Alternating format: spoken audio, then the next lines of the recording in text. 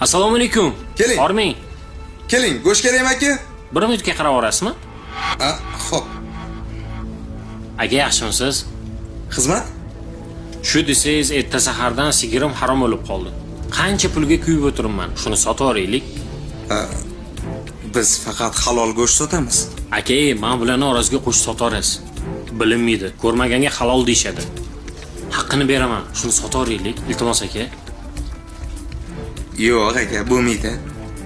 Shep, pul oling. Shuncha pulga kuyib o'tiribman. Siz ham foyda qilib olasiz. Xo'p deng, bitta sigiri puliga kuyib o'tiribman. Jon aka, mashinam omboringiz oldida turibdi. Xo'p deng aka.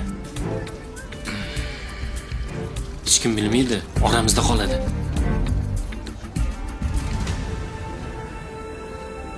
Shep, molni sep, omborga tiqib tayyorlab qo'ydik. Rahmat sizga. Bo'ldimi? Aytganingizdek bo'ldi. Hozir chiqaman. Xo'p bo'ladi.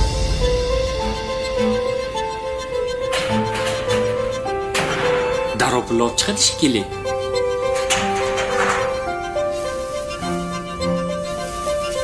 Mana, bu sizga.